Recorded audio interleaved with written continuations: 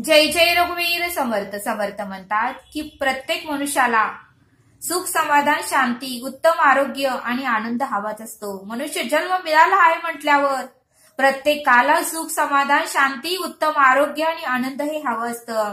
आणि म्हणून समर्थ म्हणतात की सुख आणि दुःख हे प्रत्येक मनुष्याच्या आयुष्यात येतच।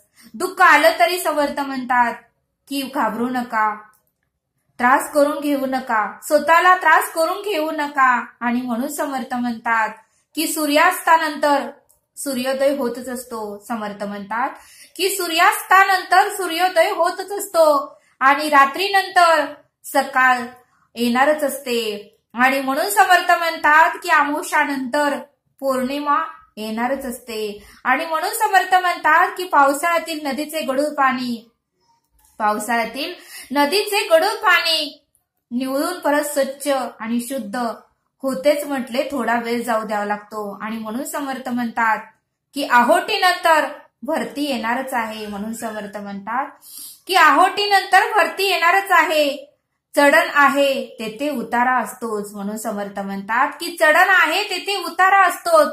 आणि म्हणून समर्थ म्हणतात की चौकातील लाल दिव्यानंतर हिरवा दिवा लागणारच आहे। म्हणून समर्थ म्हणतात की चौकातील लाल दिव्यानंतर हिरवा दिवा हा लागणारच आहे। आणि म्हणून समर्थ म्हणतात की रेड सिग्नल नंतर ग्रीन सिग्नल हा लागतोच। म्हणून समर्थ म्हणतात की रेड सिग्नल नंतर ग्रीन सिग्नल लागतोच। आणि म्हणून समर्थ म्हणतात की रेड सिग्नल ही कायमस्वरूपी राहत नाही आणि ग्रीन सिग्नल ही कायमस्वरूपी राहत नाही। आणि म्हणून समर्थ म्हणतात की आज दुःख आलं तरी ते वस्ती करायला येत नाही। म्हणून समर्थ म्हणतात की जर आपल्या आयुष्यामध्ये आज दुःख आहे पण ते दुःख मात्र वस्ती करायला कधीही येत नाही। थोड्या दिवस गेल्यानंतर दुःखानंतर सुख येणारच आहे, दुःखानंतर सुख येणारच आहे असं समर्थ आपल्याला इथे सांगतात। आणि म्हणून समर्थ म्हणतात की थोडा धीर धरायला पाहिजे। म्हणून समर्थ म्हणतात की थोडा आपल्याला धीर धरता आलं पाहिजे। आणि म्हणून समर्थ म्हणतात की आंब्याचे रोपटे आज लावले, म्हणून समर्थ म्हणतात की आंब्याचे रोपटे आज लावले एकाच दिवशी त्याला जर 100 घागरी पाणी घातलं, एकाच दिवशी त्याला जर 100 किंवा 200 घागरी पाणी घातलं तर लगेच उद्या पिकलेले गोड रसरसीत आंबे आपल्याला खायला मिळत नाहीत।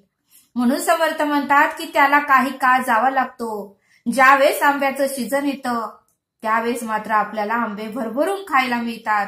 आणि म्हणून समर्थ म्हणतात अशी न राहिली रात्र निरंतर प्रकाश येतो रात्रीनंतर, हे लक्षात ठेवावं असं समर्थ आपल्याला इथे सांगतात। आणि म्हणून समर्थ म्हणतात की वात जळते प्रकाशासाठी। म्हणून समर्थ म्हणतात की वात जळते प्रकाशासाठी, चंदन झिजतं सुगंधासाठी। म्हणून समर्थ म्हणतात की वात जळते प्रकाशासाठी, चंदन झिजतं सुगंधासाठी, फुलं हसतं सुवासासाठी। म्हणून समर्थ म्हणतात की फुले हसतात सुवासासाठी आणि सृष्टी फुलते दुसऱ्यांसाठी। म्हणून समर्थ म्हणतात की वात जळते प्रकाशासाठी, चंदन झिजते सुगंधासाठी, फुले हसते सुवासासाठी, सृष्टी फुलते दुसऱ्यांसाठी।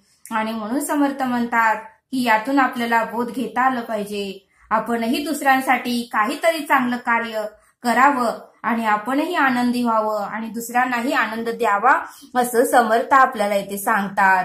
समर्थ आपल्याला एक बोध देतात। समर्थ म्हणतात की एक मोर होता आणि तो फार हुशार होता, स्वतःच्या रूपाचा त्याला फार गर्व होता। एक मोर होता, तो फार हुशार होता, स्वतःच्या रूपाचा मात्र त्याला फार गर्व होता।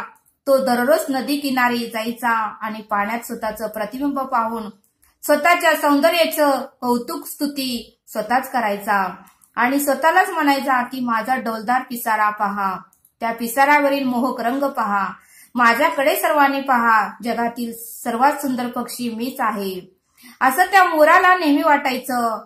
एके दिवशी मोराला नदी किनारी एक बगळा दिसला। मोराने त्याच्याकडे पाहून आपले तोंड फिरवले आणि तुच्छतेने बगळ्याला म्हणाला, अरे बगळ्या, तू किती रंगहीन आहेस, तुझे पंख नुसते पांढरे फटक आहेत, त्यावर ना कुठला रंग ना कुठले डाग, नुसते पांढरे फटक तुझे पंख आहेत। बगळा म्हणाला, मित्रा, तुझा पिसारा नक्कीच सुंदर आहे। बगळा त्या मोराला म्हणाला की मित्रा, खरंच तू नक्कीच सुंदर आहे. माझे पंख तुझ्यासारखे सुंदर नाहीत. माझे पंख तुझ्यासारखे सुंदर नाहीत. म्हणून काय झालं? म्हणून काय झालं? तुझ्या पंखांनी, त्या मोराला तो बगळा म्हणाला, तुझ्या पंखांनी तू उंच उडू शकत नाहीस. तुझ्या पंखांनी तू उंच उडू शकत नाहीस. मी मात्र माझ्या पंखांनी आकाशात उंच उडू शकतो. तो बगळा मोराला म्हणाला की तुझ्या पंखांनी तू उंच उडू शकत नाही, पण मी मात्र माझ्या पंखांनी आकाशात उडू शकतो. एवढे बोलून बगळ्याने आकाशात झेप घेतली आणि मोर मात्र बघतच राहिला. आणि म्हणून समर्थ म्हणतात की दिखाऊ सौंदर्यापेक्षा उपयुक्तता महत्वाची असते. दिखाऊ सौंदर्यापेक्षा उपयुक्तता महत्वाची असते. आपल्या सौंदर्यावर किंवा आपल्या गुणावर कधीच गर्व करू नये. आपल्या सौंदर्यावर व आपल्या गुणावर कधीच गर्व करू नये. प्रत्येकाकडे वेगळे असे काहीतरी असतेच आणि प्रत्येकाला एक उत्तमाचा गुण देऊन या परमेश्वराने जन्माला घातलेला आहे. आणि म्हणून समर्थ म्हणतात कोणीही कोणाला कमी लेखू नये, कोणीही कोणाला तुच्छ लेखू नये आणि कोणीही कोणाचा मत्सर व तिरस्कारही करू नये.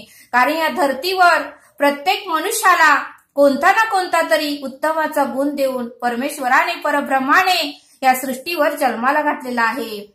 आणि प्रत्येक पशु पक्ष्यांनाही कोणता ना कोणता तरी उत्तमाचा गुण देऊनच जन्माला घातलेला आहे. आणि परमेश्वराने ईश्वराने ही सृष्टी अत्यंत विचारपूर्वक बनवली आहे. आणि अगोदर चाऱ्याची निर्मिती केली आणि मगच चोच दिली. प्रत्येक सृष्टीतील जीव सजीवांना कोणता ना कोणता तरी उत्तमाचा गुण देऊनच परमेश्वराने या धर्तीवर प्रत्येकाला जन्माला घातलेला आहे.